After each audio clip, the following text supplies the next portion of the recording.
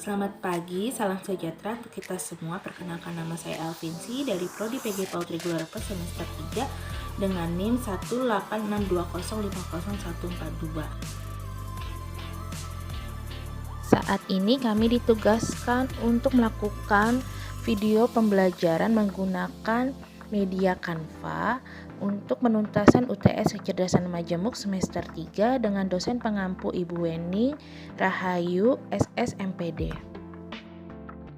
Video pembelajaran ini akan membahas tentang pengembangan kecerdasan majemuk. Teori multiple intelligence atau kecerdasan majemuk mencoba memperbaiki pandangan umum orang tua kepada anaknya bahwa tidak semua anak memiliki kecerdasan yang sama.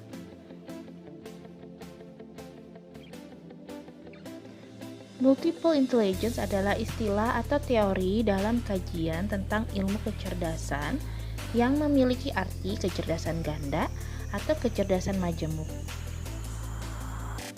Pengertian kecerdasan majemuk. Kecerdasan majemuk adalah konsep penilaian kecerdasan anak dengan beberapa tolak ukur kemampuan. Menurut Howard Gardner, menyatakan bahwa konsep kecerdasan majemuk melibatkan faktor biologi serta faktor budaya. Pencetus konsep kecerdasan ini adalah Howard Gardner pada tahun 1983. Teori Gardner menyatakan bahwa kecerdasan tidak hanya intelligence quotient atau IQ. Kecerdasan majemuk menurut Thomas Armstrong bahwa tiap anak dilahirkan dengan membawa potensi yang memungkinkan mereka jadi cerdas. Sifat natural yang dimaksud Thomas Armstrong adalah rasa ingin tahu, daya eksplorasi, vitalitas, spontanitas, dan fleksibilitas. Berikut adalah 6 konsep kecerdasan majemuk. Satu jenis kemampuan tidak cukup untuk menyelesaikan berbagai persoalan manusia secara menyeluruh. Setiap anak punya karakteristik kecerdasan sendiri. Setiap anak memiliki kebebasan cara belajar sesuai dengan kecerdasannya. Setiap lingkungan anak memiliki fasilitas untuk mengembangkan kecerdasan majemuk yang dimiliki tiap anak. Penilaian kecerdasan anak harus kontekstual dan terkekang pada tes tertulis dengan standar formal. Proses belajar anak tidak terbatas pada batas-batasan tertentu. Selanjutnya adalah macam-macam kecerdasan majemuk. Yang pertama, kecerdasan verbal linguistik. Pengertian dari hal tersebut adalah kecerdasan terkait dengan kemampuan memakai bahasa secara efektif.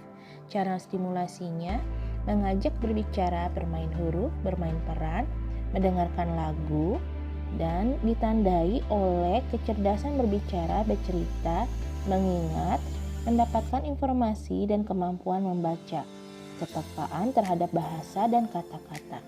Yang kedua, kecerdasan logis matematis. Kecerdasan anak terkait dengan kemampuan analisis masalah secara logis. Cara stimulasi berkaitan erat dengan aktivitas berpikir, berargumentasi, kesadaran terhadap pola-pola, dan kemampuan berpikir dengan bilangan. Ditandai oleh kepekaan anak terhadap pola abstrak dan pola matematik.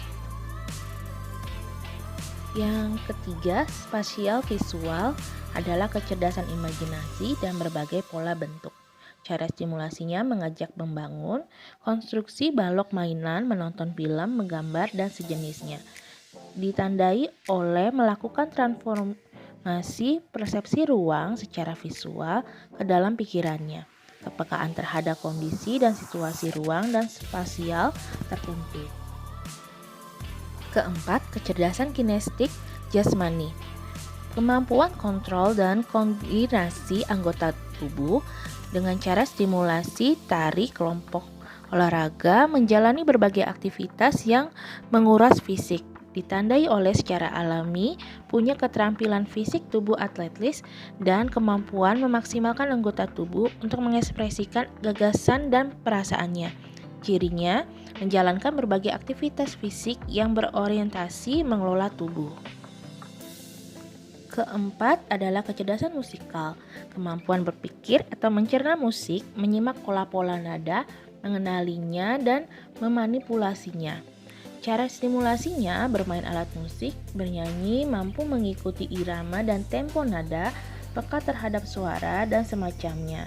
Ditandai oleh tertarik dengan bunyi, irama dan lagu, kecerdasan ini adalah kepekaan terhadap nada, tempo, dan irama musik.